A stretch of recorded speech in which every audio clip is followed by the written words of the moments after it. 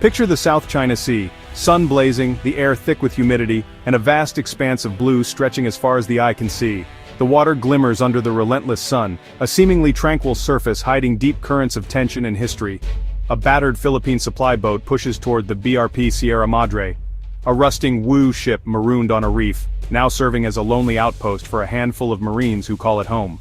Suddenly, Chinese Coast Guard ships appear on the horizon, sleek, imposing, and unmistakably on patrol. They move to block the way, their presence a clear warning. Radio warnings crackle through the humid air, voices tense and urgent. The Chinese ships cut across the Philippine boat's path, escalating the standoff and turning a routine resupply into a dangerous game of brinkmanship. The Filipino crew presses on, outnumbered and outgunned, but determined to fulfill their mission. Their resolve is tested with every maneuver, every shouted warning. This isn't a rare event, it's a regular high-stakes confrontation played out again and again in these contested waters. At stake are not just national pride and vital resources, but also the rules that govern the world's oceans, rules that affect global trade, security, and the livelihoods of millions. The Philippines claims these waters as its exclusive economic zone, crucial for its fishermen, its food security, and its sense of sovereignty. China, meanwhile, asserts its sweeping 9-dash line, a claim that overlaps not only with the Philippines but also with several other neighbors, fueling regional disputes. Beijing's growing naval presence enforces this claim, sending more ships and patrols, and heightening tensions with every encounter. Manila's recent plan to create a marine reserve here, framed as environmental protection, has only raised the stakes, adding a new layer to the conflict. For China, it's a direct challenge to its authority. For the Philippines, it's a stand for sovereignty and a bid to protect its future.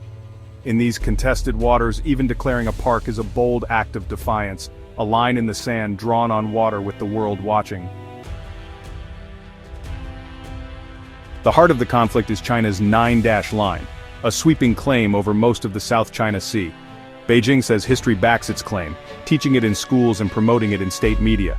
To enforce this, China has built the world's largest coast guard and transformed reefs into fortified military outposts. These artificial islands bristle with runways, radars, and warships, shifting the region's balance of power. Filipino fishermen are chased from traditional grounds, their livelihoods threatened. China's claim cuts deep into the Philippines' internationally recognized exclusive economic zone under UNCLOS. The dispute isn't just about rocks and reefs, it's about sovereignty and the rules of the sea. The Philippines insists on international law, China asserts power and history. The world is watching to see which vision prevails. Nowhere is the tension sharper than at Second Thomas Shoal. The BRP Sierra Madre, grounded on the reef, is both outpost and symbol for the Philippines. Its Marines rely on risky supply runs, each one a flashpoint. In June 2024, Chinese forces used fast boats and blades to block a Philippine resupply, injuring crew and damaging boats. The incident marked a dangerous escalation, showing Beijing's willingness to use force. A fragile understanding followed. Food and water could be delivered but not materials to repair the ship. China's strategy is clear: wait for the Sierra Madre to collapse, ending the Philippine presence without a shot. Every delivery is now a tense negotiation. Filipino lives in the balance. In August 2025, China escalated again, physically blocking access to the shoal. The message: Beijing can isolate the outpost at any moment. As tensions rose in the South China Sea, the U.S. shifted from a cautious observer to an active and committed ally, stepping up its presence in the region. The growing assertiveness of China and repeated confrontations at sea made it clear that Manila needed more than just diplomatic support. The 1951 Mutual Defense Treaty, a cornerstone of the alliance, now explicitly covers attacks on Philippine forces, vessels, and aircraft in the South China Sea. This clarification has reassured the Philippines and sent a strong message to Beijing. U.S. officials have loudly and repeatedly backed Manila, warning Beijing that any aggression will have real consequences. Public statements and diplomatic notes have left little doubt about Washington's stance.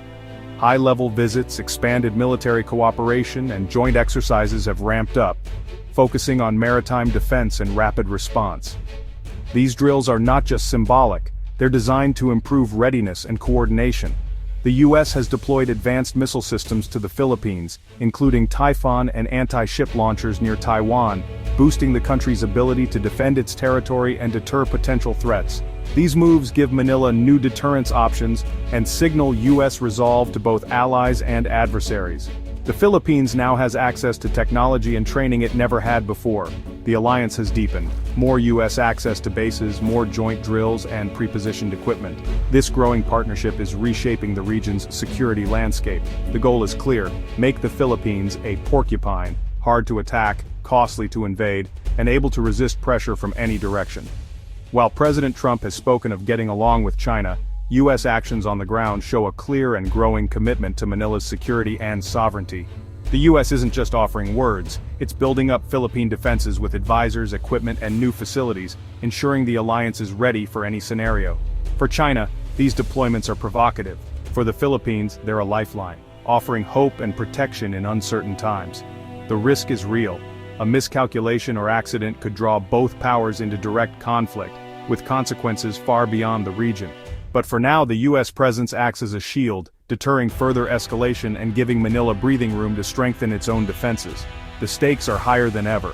The world is watching closely, aware that what happens here could shape the future of the entire Indo-Pacific. The South China Sea is a global artery. 1/3 of maritime trade, over $3 trillion, flows through its lanes. Beneath the surface lie vast reserves of oil and gas, a prize for energy-hungry nations. It's also a vital fishing ground, feeding millions and sustaining coastal communities. China's militarization and aggressive patrols threaten these livelihoods, pushing out Filipino fishermen. For the US and its allies, the issue is freedom of navigation, keeping these waters open to all. If China controls the sea, it could set a precedent for similar claims elsewhere. That's why the US regularly sails warships through contested areas, challenging Beijing's claims. The stakes, global trade, energy security, and the rules that keep the seas open. This isn't just a regional dispute, it's a test of international order. The world can't afford for these waters to close. Facing China's might, the Philippines turned to international law. In 2013, Manila brought a case to The Hague, challenging the 9-dash line under UNCLOS. The 2016 tribunal ruling was clear. China's claims have no legal basis, and its actions violate Philippine rights. China rejected the verdict, calling it scrap paper, and doubled down on its activities. The ruling gave the Philippines legal and moral leverage, rallying global support. For the US, backing Manila means upholding a binding international judgment. The dispute is now about law versus power. While the tribunal can't enforce its decision, the ruling shapes global opinion. The Philippines stands on solid legal ground, even if China refuses to budge.